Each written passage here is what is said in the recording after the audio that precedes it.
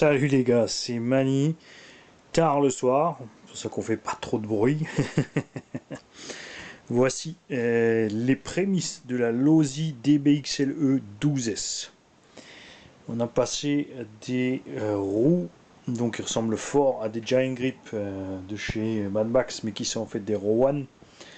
Rowan est d'une qualité de pneus un peu inférieure. Par contre, ce qui me plaisait énormément, ce sont les jantes à déport ici, puisque je trouve que le Losi est pas assez large pour passer la longueur. Et là, ça devrait être beaucoup mieux, surtout qu'avec des crampons, on va accrocher énormément dans la pelouse, donc il va falloir un peu de largeur pour compenser. On n'a rien changé à la mécanique, on a juste augmenté un peu la précontrainte des ressorts avec le poids supplémentaire qui est embarqué. On avait déjà donc monté le servo Savox 0241 MG. Il a reçu de l'huile de diff centrale de 500 000, puisque effectivement celle d'origine était trop détendue. On a laissé par contre l'avant et l'arrière pour l'instant stock. Et on a le petit Léopard 58 113 530 kV en V2. Pourquoi est-ce que j'ai pas pris le 700 kV? Tout simplement parce que le 530, c'est très simple en fait. Quand vous voulez changer de moteur pour monter les S, personnellement, je ne veux pas aller plus vite, la vitesse de base me va, donc j'ai tout simplement multiplié les 800 kV par 8S, et ensuite ce résultat divisé par 12, et on arrive à un nombre de kV équivalent avec une consommation bien moindre, avec ce 530 kV donc, ou 540, on arrive à 400 tours minute de moins sur le total en 12S par rapport aux 800 kV en 8S. Donc un poil de vitesse en moins, on pourra donc, enfin là je l'ai déjà fait, j'ai mis une dent en plus sur le pignon qui va largement compenser ça, puisque une dent sur 15, ça nous fait donc, que je raconte pas de bêtises, 20% d'augmentation. Non, 5%, je vais me taire, trop tard pour faire des calculs. Alors, un certain nombre de puissances en plus, on a donc une vitesse légèrement supérieure. Et on est équipé par contre en 2 fois 6S 5000 ici, branché en série. Parce que quand j'ai reçu ce vario, d'après le descriptif, il y avait donc 2 câbles d'alimentation. En théorie, on devait pouvoir brancher une batterie d'un côté, une batterie de l'autre.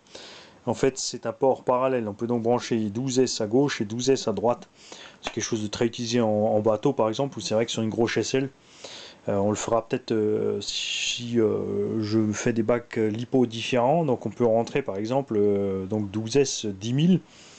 Le fait de splitter la puissance sur 2 packs de 12 diminuera donc la souffrance des lipos. Mais là, avec un moteur pareil, une si faible consommation, on n'aura pas ce souci. On a ici le superbe gigantesque mouse, la taille de ma main. Air Snake 12S 400 A. Un 200 A aurait suffi, mais moi ce qui me plaisait bien, c'est les 2 ventilos, les 2 grilles de refroidissement ici à bord. C'est donc monté entièrement siliconé. N'oubliez pas, alors quand vous avez ce genre de vario, il est impératif de faire un anti-spark. Un anti-spark, c'est une résistance sur 12S d'à peu près 500 ohms.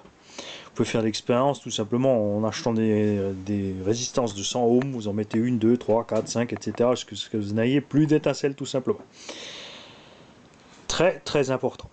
En 12S, on a un voltage et un ampérage suffisant pour envoyer un adulte à l'hosto. Point de vue électrique, je parle, point de vue mécanique, c'est encore pire. Une étincelle en 12S peut largement endommager une cosse. Vous voyez ici, je l'ai fait, je l'ai branché sans l'anti-spark pour pouvoir vous montrer l'incidence. On a carrément, ce qui va faire de la mise au point, ouais, un impact ici de l'arc électrique qui a été créé. Moi j'ai l'habitude de brancher donc cette petite résistance. Ensuite on peut brancher, je vais vous montrer, je vous pose là, bougez pour les gars. Vous allez tomber. Oh, vous êtes déjà... Quoi? Comment ça? Vous êtes bourré à cette heure-ci le soir? Bon. Donc tu branches. Voilà. Et le vario se met à moitié en route parce qu'il y a un petit peu de jus qui est passé bien sûr. Ensuite on peut brancher la prise principale et vous voyez, il n'y a absolument pas la moindre étincelle. En fait, moi, j'ai appris ensuite qu'il fallait débrancher cette prise. Néanmoins, en hélico, j'ai regardé les schémas des anti-spark. En hélico, c'est une résistance tout simplement pontée de là à là, qui n'est absolument pas débranchée. Et j'ai ici un variateur Weaving Seeking qui a cette résistance intégrée déjà montée dans la prise, et effectivement, il n'y a pas besoin de débrancher. Donc ici, j'ai fait un cordon banane inutile. En fait, on pourrait brancher directement, donc ponter de là à ici, avec la résistance, et tout simplement ensuite brancher d'abord la lipo, et ensuite ici, pour ne pas avoir l'étincelle. Voilà, les lipos là sont un peu trop grandes pour les bacs, je ferai le nécessaire, soit je changerai mes lipos, enfin j'utilise là, pour l'instant ce sont des fluoréons, pas très chers, mais pour faire des essais en 12S, si c'est pour flinguer de la batterie, je préfère flinguer de la batterie pas terrible. C'est pour ça que j'ai fait ça. Alors soit je découperai les bacs, je ferai une réhausse nécessaire pour mettre ces lipos dedans si je suis content avec, puisque dans le X-Max 12S je suis parfaitement content avec ces lipos.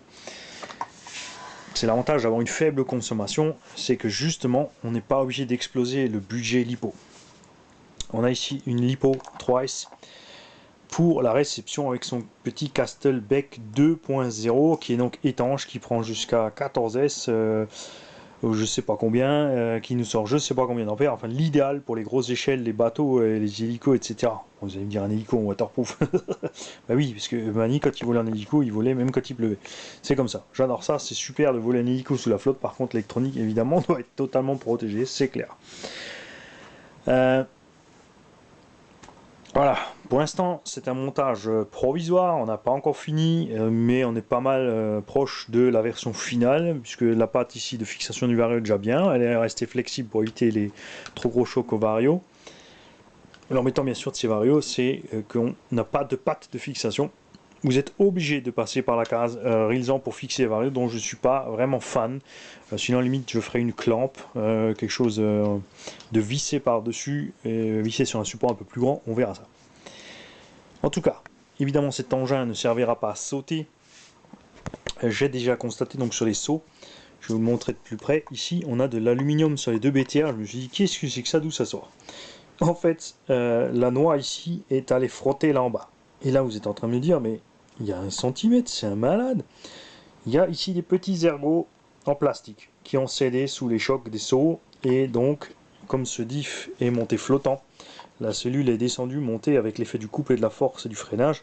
On allait taper ici quelquefois tout simplement dans la cale à lui. Donc pensez-y, faites gaffe si vous avez un DBXLE. Moi, j'ai rajouté 2 petites vis ici pour verrouiller et j'ai utilisé un cylindre bloc de X-Max sous le diff au pire, donc pour amortir les chocs dus au couple. Je trouve globalement que le châssis est un peu trop souple pour la construction. Évidemment que la cage, ça va améliorer ça, mais il va falloir passer sur des renforts de bras alu, de châssis alu, je pense. Voilà. Donc, bien évidemment, j'ai fait un petit essai dans la rue. C'est un délice.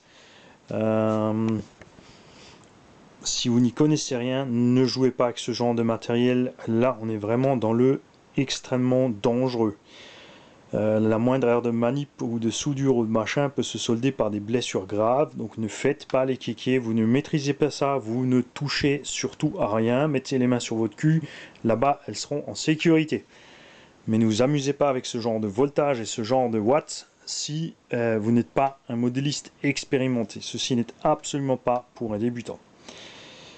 Voilà, salut les gars et bonne soirée, à bientôt pour cet engin sur la pelouse, raison pour laquelle je l'ai acheté. Bonne nuit.